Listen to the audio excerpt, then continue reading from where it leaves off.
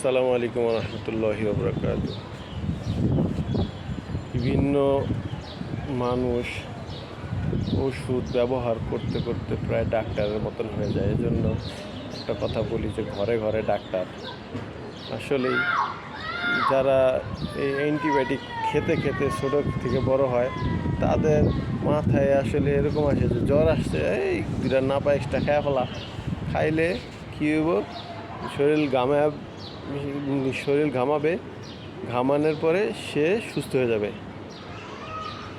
কিন্তু আমার এটাও বোঝা উচিত যে শরীর ঘামানো, জ্বর আসা বা অসুস্থ হয়ে পড়া, যে কোনো অসুস্থ হয়ে পড়া, এটা আমি বা আপনার জন্য, আমাদের শরীরের জন্য অবশ্যই উপকারী। কারণ দেখেন, যে কোনো ক্রিয়ার অবশ্যই আল্লাহ তাআলা যে আমাদের জন্য যেই কাহিনীগুলো ঘটাচ্ছেন, অবশ্যই আমাদের উপকারার্থে ঘটাচ্ছেন। জ্বর যখন আসে তখন শরীরের গরমগুলো বের হয়ে যায়, আর অসুস্থ থাকলে একটু রেস্ট নেওয়া উচিত, একটু ধৈর্য ধারণ করা উচিত, এবং প্রাকৃতিকগতভাবে যে সমস্ত খাবারগুলো আছে, যেমন আনারস বা অনেককে শুনেছি পেয়ারা পাতা, তারা গরম পানিতে করে সিদ্ধ করে পেয়ারা পাতার পানি খায়, এতে অনেকের জ্বর চলে যায়। বা কাঁচা হলুদ, এগুলো খেলে ব্যথা কমে যায়। বা বিভিন্ন ঔষধি গুণাগুণ জাতীয় যে সমস্ত ফলগুলো আছে, এগুলো খেলেও ভালো হয়ে যায়।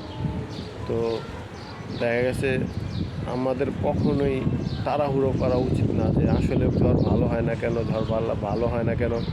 তো দেখা গেছে কিছু কিছু ক্ষেত্রে আপনার নাপা এক্সট্রা বা এই সমস্ত অ্যান্টিবায়োটিক জাতীয় ওষুধ খেলে আপনার চিরস্থায়ী অসুস্থতার সম্মুখীন হওয়াটাই স্বাভাবিক। আর যারা এই কথায় কথায় যে অ্যান্টিবায়োটিক খায়, তাদের এই শরীরে কারণে, মানে ঔষধের রিয়াকশনের কারণে মাথার চুল পর্যন্ত উঠে যায়।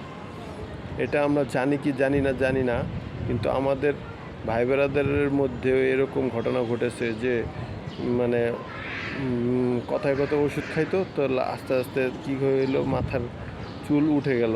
এটা ওষুধের রিয়াকশন। অ্যান্টিবায়োটিক আমাদের অবশ্যই এটা একদিক দিয়ে হয়তো ভালো করে দেয়, কিন্তু এগুলো সবসময় ডাক্তারদের পরামর্শে খাওয়া উচিত। এতে কি হবে, আপনি আমি আমাদের বড় ধরনের ক্ষতির থেকে বেঁচে যাব। আর অ্যান্টিবায়োটিক এত ঘন ঘন খাওয়াটাও ঠিক না, যে আমার শুধু হইলো সাথে সাথে খেয়ে ফেললাম, ভালো হয়ে গেলাম। তাহলে আপনার আগের কালের মানুষ তাহলে ভুল করতো না, আসলে এটা ভুল ধারণা। যেগুলো প্রাকৃতিকগত খাবার, প্রথমে এগুলো খাওয়া উচিত এবং ধৈর্য ধারণ করা উচিত 2-1 দিন। তারপর যদি দেখা যায় ভালো না হয়, আমরা অনেকেই চিন্তা করি যে ফার্মেসির ডাক্তারের কাছে যাই, উনি যে কোনো একটা ওষুধ দিয়ে দেয়, তারপরে সুস্থ হয়ে যায়। কিন্তু না, আমাদের 2-1 দিন দেরি করা উচিত। অনেক সময় দেখা গেছে যে আমি একবার ডেঙ্গুতে আক্রান্ত হয়েছিলাম, তখন শুনেছিলাম যে তো ডেঙ্গুতে আক্রান্ত হওয়ার পরে নাকি ব্যথার ওষুধ খেলে ওই ডেঙ্গুটা গাঢ় হয়ে যায়। আমার আপন ভাই মারা গেছে এই ডেঙ্গুতে আক্রান্ত হয়ে। এমনকি ব্যথার ওষুধ, এখন আল্লাহ তাআলা তার হয়তো হায়াত ওই পর্যন্ত রাখছে, হইতেও পারে, কিন্তু ব্যথার ওষুধটা অনেক সময় ডেঙ্গু মারাত্মক হয়ে দাঁড়ায় ডেঙ্গু রোগের জন্য। তো এজন্যই আমরা যে কথায় কথায় অ্যান্টিবায়োটিক খাই, আসলে এটা কিন্তু অনেক মারাত্মক একটা বিষয়, এবং এমনও হতে পারে যে আপনার জীবনও চলে যেতে পারে এই শুধু অ্যান্টিবায়োটিকের উপর নির্ভরশীল হওয়ার কারণে।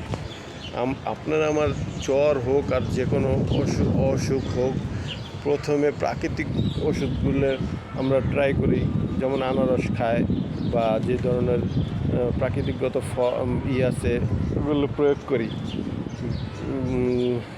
তারপর যদি ভালো না হয়, 2-3 দিন ওয়েট করার পরে তারপর আমরা ভালো একটা ডাক্তারের শরণাপন্ন হই। কিন্তু দেখা গেছে তাড়াহুড়োর কারণে নাপা এক্সট্রা খেলাম বা যে কোনো জ্বরের ওষুধ খেয়ে ফেললাম বা যে কোনো মনে করলাম যে এটার জন্য ওটা ভালো হবে, এটাই সাথে সাথে খেয়ে ফেললাম, হয়তো এটা ভালো হবে, কিন্তু আমি যতটুকু জানি যে যখন এগুলো বেশি খাওয়া হয় তখন আপনার কিডনির উপরও নাকি অনেক মারাত্মক প্রভাব ফেলে, যার দরুন আমাদের কিডনিটা ড্যামেজ হয়ে যায়। অতএব জীবনটা আপনার আমার অমূল্যবান সম্পদ, কখনোই আমরা এরকম করার জন্য চেষ্টা করব না এবং আমাদের জীবনকে কখনোই ঝুঁকির মুখে দাঁড় করাবো না। তো এটা সবসময় বোঝার জন্য চেষ্টা করবেন ইনশাল্লাহ, কারণ বিপদে পড়লে কিন্তু কেউ পাশে দাঁড়াবে না, এটাই স্বাভাবিক বিষয়। জাযাকাল্লাহু খাইরান।